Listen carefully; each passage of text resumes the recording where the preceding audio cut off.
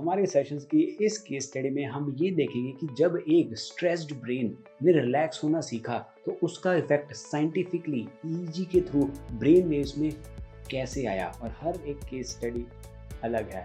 अगर हम प्रियंका की बिफोर सेशन ईईजी रिपोर्ट देखें तो क्लियरली लिखा है background rhythm of about 9 to 10 hertz was seen intermixed with beta activity. अब यहाँ पे एक इम्पोर्टेंट क्वेश्चन है कि ये बैकग्राउंड रिदम क्या होता है।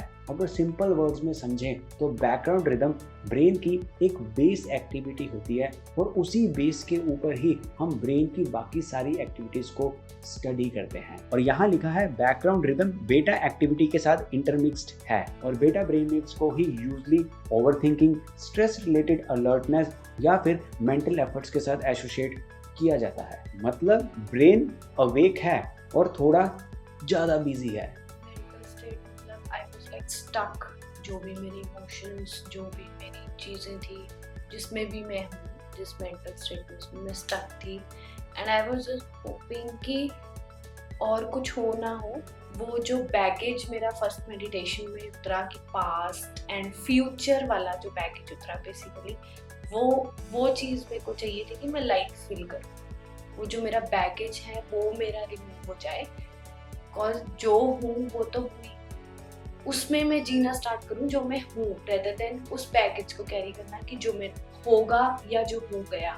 मेडिटेशन, वो जो मैंने फर्स्ट टाइम बताया कि बैगेज वाली चीज़, वो हम मेंटली मेडिटेशन करते हुए हमने उस क्लाउड को थ्रू एक्सेल बर्स्ट किया, बट लेकिन एक्चुअल में वो शोल्डर्स पे से बर्स्ट हो रहा था, तो वो फिजिकल एग्जिस्टेंस उसकी लग रही थी कि वो बर्स्ट हो रहा है। और जो सेकंड मेडिटेशन में हमने मैनिफेस्ट वाला किया, जो मैंने अपने आप को जैसा सोचा, मैंने उस अपने आप को ड्रेसअप में देखा उस चीज में, कि मैंने मतलब मैं हैरान थी कि सीरियसली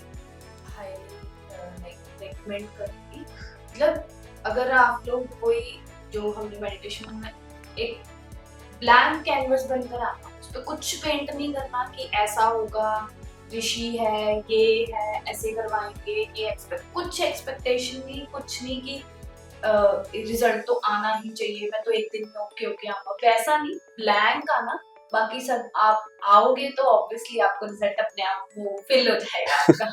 यही अवेयरनेस नहीं है कि स्ट्रेस में है हम। स्ट्रेस ओके ठीक है, दिन का चल रहा है यार, उसकी ईएमआई देनी है, उसके पैसे देने हैं, वो दैट्स अ डिफरेंट। एक स्ट्रेस जो तुम्हें अंदर से खा रहा हो, मतलब लाइक मेरा जब बात हुई थी तो आई वाज सेइंग हिम कि प्लीज मेरे सामने मेरा फॉर्म भी रीड मत करो। मैं उस लेवल पे थी कि मैं मतलब एक इतने से दायरे में कि कोई मेरे बारे में जाने ना।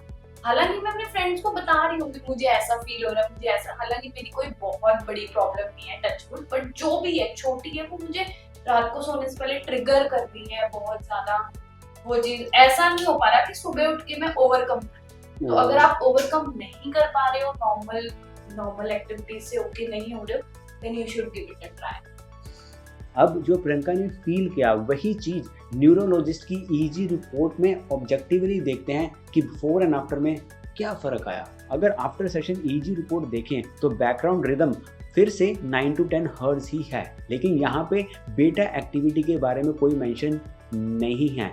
इसका मतलब बैकग्राउंड रिदम जो कि अल्फा है वो डोमिनेट कर रहा है, और बेटा एक्टिविटी जो बिफोर में मेंशन थी उसके रिलेटेड कुछ ऐसा मेंशन नहीं किया गया है, यानी कि स्ट्रेस रिलेटेड बेटा एक्टिविटी नहीं है। अब इस केस स्टडी को और न्यूरोलॉजिस्ट की इस रिपोर्ट को थोड़ा और डीप लेकर चलते हैं ताकि आप अच्छी तरह समझ पाएं। बिफोर सेशन ईईजी रिपोर्ट में अगर आप क्लोजली देखें तो आप नोटिस करेंगे कि ब्रेन वेव्स काफ़ी फास्ट मूव कर रही हैं और सिग्नल थोड़ा नॉइजी सा लग रहा है।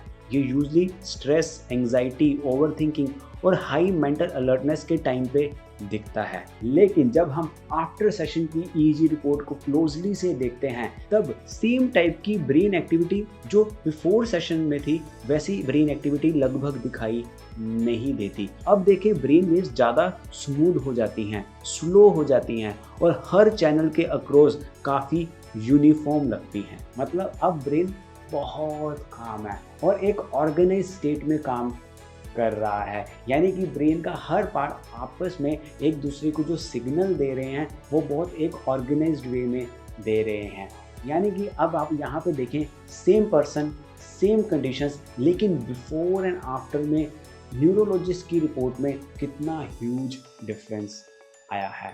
ये बिल्कुल वैसे ही है जब हम किसी रेडियो की गलत फ्रीक्वेंसी पे ट्यून इन करते हैं तो कैसे नॉइस आती है, लेकिन जब हम राइट फ्रीक्वेंसी पे ट्यून इन करते हैं तो नॉइस बिल्कुल, तो आवाज़ बिल्कुल क्लियर हो जाती है। लेकिन इसका इफेक्ट हमारी बॉडी के एनर्जी सेंटर्स पर कैसे आया बिफोर एंड आफ्टर, वो हम देखेंगे बायोवेल टेक्नोलॉजी के साथ। लेकिन अब ये बायोवेल टेक्नोलॉजी है क्या? Before session brainwaves, after session brainwaves, before session energy centers and after session energy centers. Asian practices जो हम अपने सेशंस में करते हैं backed by science.